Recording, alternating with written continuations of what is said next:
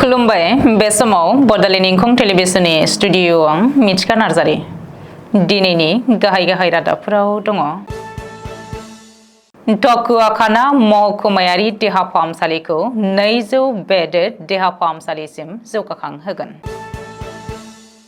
Education लन साबसिडी scheme अभिनन्दन 2.0 खौ बेखेवबाय। बिशाल फुकननि गासैबो सम्पथिखौ जब्द खालामनो हागौ।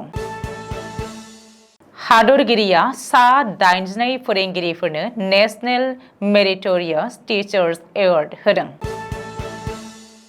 137थि फोरोंगिरि सानखौ बिथा खालामनानै रामफलबिल दखरा एबसुआ 4थि सोरांनि साथि बान्थाखौ गथायदों। दानिया फैदोनि आबुं रादाबाव।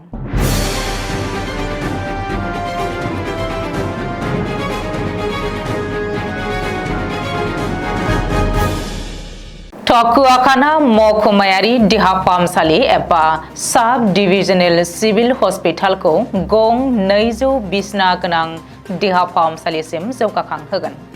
लखिमपुराव खुंनाय आसाम सोरखारनि सप्तायारि केबिनेट मेलाव बे थांखिखौ लादों।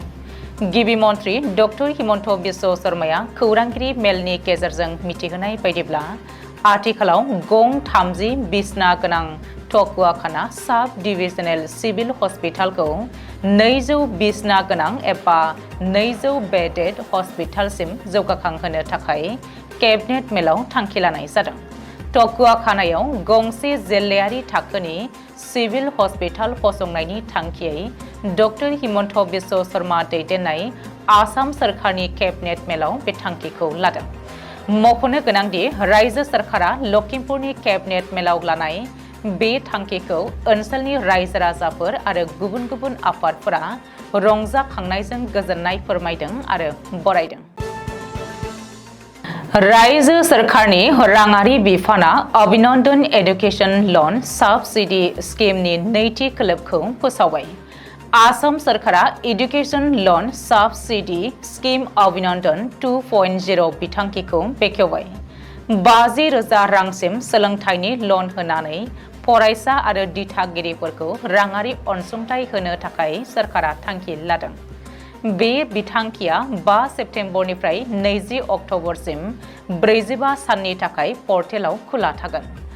मख'नो गोनांदि आसामजों लोगोसे गुबुन जायगायाव गोजौ सोलोंथाइ लागासिनो थानाय फरायसाफोरजों लोगोसे आथिखालनि MP, MLA, पन्चायत मावफारिया आरो सोरखारि साख्रिआवलाफोरनि फिसाजो फिसालाफोराबो बे बिथांखिनि खाबुखौ लानो हागोन।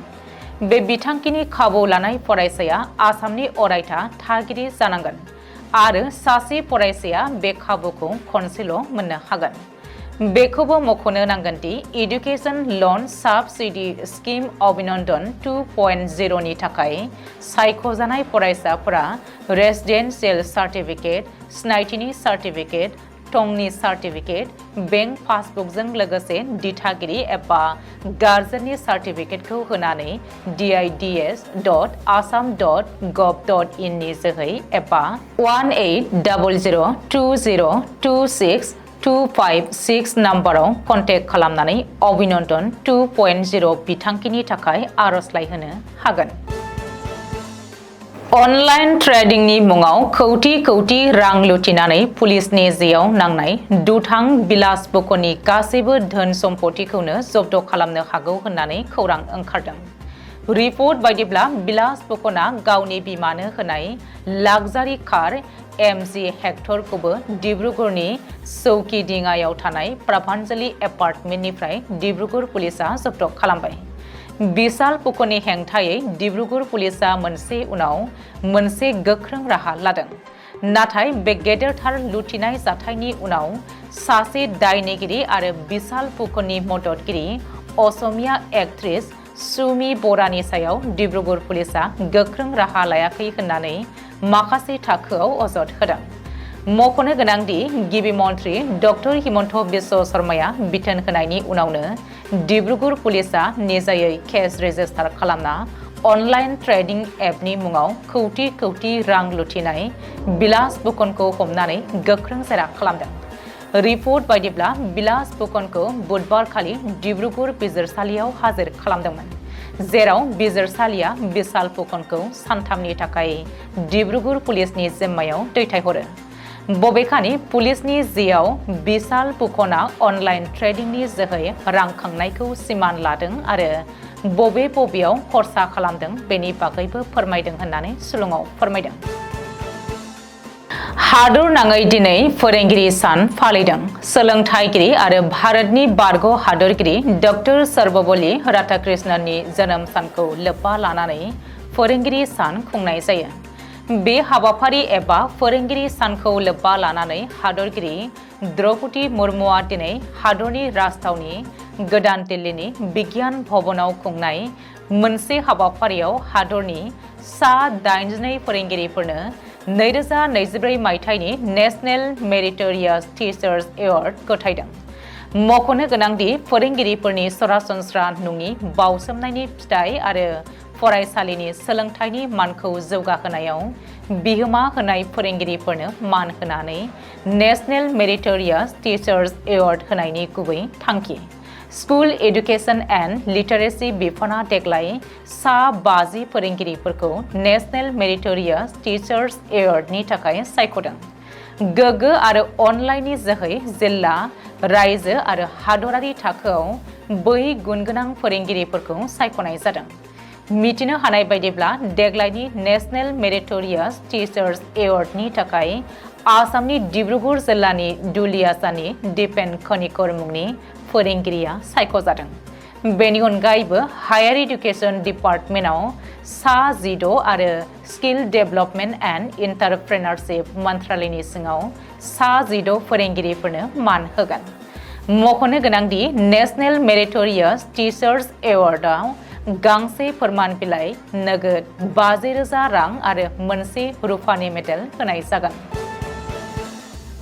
क'क्राझार जिल्लानि बेन्दोंआव रामफलबिल दख'रा दुलाराय बर' फरायसा आफादा 137थि फोरोंगिरि सानखौ बिथा खालामनानै 4थि सोरांनि साथि बान्थाखौ हाब्रुबारिनि इउएन ब्रह्म भकेसनेल गोजौ फरायसालियाव खुंफुङो।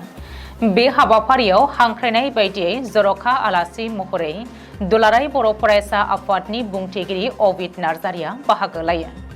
बाहागो लानानै 137थि फोरोंगिरि साननि गाहाम हामलायथि बावग्रोनानै हारियाव बर' फोरोंगिरिफोरनि गोदोनिफ्राय दिनैसिम बिहोमा होबोनायनि सायाव गुवारै बिबुंथि लाखियो। बर' हारिखौ गेरेमसा बर' माहारि दानायाव आरोबाव साफ्रोमबो बर' फोरोंगिरिफोरखौ फोरोंगुरु महरै बाहागो लानो खावलायबावनानै फोरोंगिरिफ्रा दिनै फरायसाफोरनिल' फोरोंगिरि नंलिया, बिथांमोना हारि आरो हादोर दानायनिबो फोरोंगुरु होननानै दाजाबदेरनानै बुंबावो। बे हाबाफारियाव दुलाराय बर' फरायसा आफादनि सुबुं फोनांजाब नेहाथारि बिरखां नार्जारियाबो बाहागो लानायजों लोगोसेनो क'क्राझार जिल्ला एबसुनिफ्राय फारियै बुंथिगिरि मोगथां बसुमतारी, सुबुं फोनांजाब नेहाथारि हांगामा नार्जारि आरो सोलोंथाइ नेहाथारि बिनय मोसाहारिमोना बाहागो लायो।